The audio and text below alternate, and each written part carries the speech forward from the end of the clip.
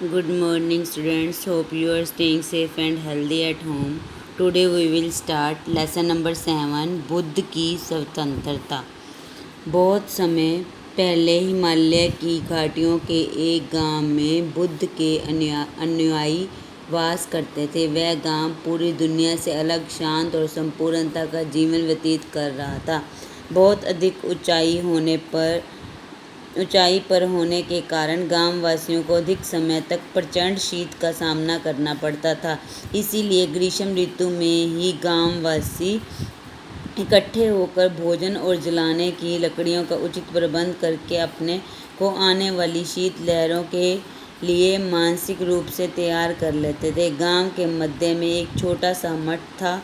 भगवान बुद्ध की एक बहुत पुरानी विशालकाय लकड़ी की प्रतिमा से सुसज्जित दैनिक प्रार्थना सभा के अतिरिक्त वह मठ गांव के निवासियों की सुरक्षा तो करता ही था, साथ ही उन्हें तीक्ष्ण व तूफानी मौसमों की चपेटों में विभिन्न सुविधाओं की आपूर्ति भी करता था। प्रतिदिन मठाधीश लामा व गांववासी बुद्ध प्रतिमा की पूर्ण समर्पित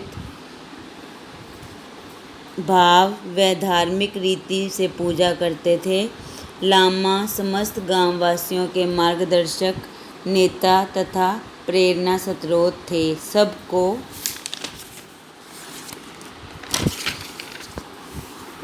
सबको यह पता था कि स्वयं लामा को बुद्ध की प्रतिमा से ही प्रेरणा मिलती है और वही प्रतिमा उनके जीवन शक्ति का स्रोत है। गांव में यह अफवाह भी थी कि रात के सन्नाटे में बुद्ध की प्रतिमा सजीव होकर लामा में ज्ञान का संचार करती थी।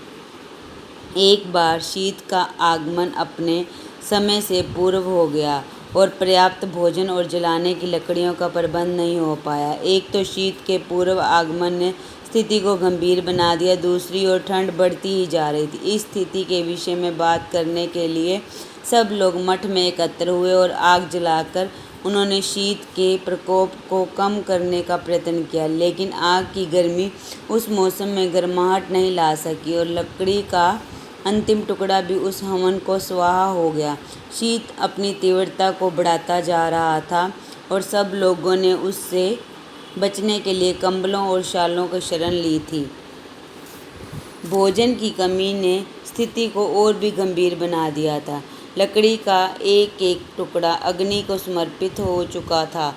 मौसम की तीक्ष्णता मनुष्य को कितना निष्ठुर बना देती है। अब सबको शीत से बचने का एकमात्र उपाय दिखाई दे रहा था, बुद्ध की लकड़ी की प्रतिमा, जिसे जलाकर वे शीत से अपने को बचा सकते थे। लेकिन किसी की भी यह हिम्मत नहीं थी कि वह लामा से इस विषय में पूछ सकें। लामा इस समय अपने कक्ष में ध्यान में लीन थे, लेकिन जब गांव वासियों को मृत्यु सामने खड़ी दिखाई देने लगी और यह सब उनके लिए असहनीय हो गया, तब एक मत से उन्होंने गांव के सबसे बुजुर्ग व्यक्ति से निवेदन किया कि वह लामा से इस विषय में बात करें। वह बुजुर्ग व्यक्ति लामा के पास गया और उसने अपने अंतर्मन की समस्त शक्ति एकत्र करके ध्यान मगन लामा से कंपती आवाज में प्रार्थना की। हमने अपनी इकट्ठी की हुई सारी लकड़ियां जला दी हैं, यहाँ तक कि घर का सामान तथा बच्चों के खिलौने भी अग्नि को समर्पित कर दिए हैं। अब हमारे बचने का कोई भी उपाय नजर नहीं आ रहा और हमारी मृत्यु निश्चित है। आप हमारा मार्गदर्शन कीजिए, नहीं तो हमारा विनाश निश्चित है। कृपया बताइए हम क्या करें। लामा ने उसे स्नेह से देखा और उठ खड़े हुए। वे शांत भाव से मठ के मध्य में बने पूजा गृह की ओर चल पड़े। वह वृद्ध व्यक्ति एक मासूम बच्चे की तरह उनके पीछे चल रहा था। लामा उस पूजा गृह में पहुंचे जहां समस्त गांववासी दुबके हुए थे। बुद्ध की प्रतिमा के प्रति लामा का स्नेह और श्रद्धा उनकी आंखों से साफ दिखाई दे रहा था। प्रतिमा के पास पहुंचकर लामा आदरपूर्वक उनके आभूषण उतारने लगे और उन्होंने श्रद्धे में प्रतिमा को लकड़ी के टुकड़ों में बदल दिया। गांववासी लामा को किंकृत विमूढ़ हो देखते रह गए। वे बिना किसी शंका और हिचकिचाहट के उन लकड़ियों को एकत्र कर रहे थे जो कभी बुद्ध की प्रतिमा के रूप में सुशोभित थी, और फिर उन्होंने उन्हें अग्नि के अवशेषों को समर्पित करने के लिए दे दिया। कुछ ही समय में अग्नि फिर से जीवंत हो उठी। लोगों के मन में जीवन के प्रति एक नई उत्साह का आगमन हुआ। जब लामा अपने निवास की ओर वापस जाने लगे तो उन्होंने मधुर स्वर में मुस्कुराते हुए कहा, आज हमारे प्रिय बुद्ध हम में विलीन हो स्वतंत्र हो गए।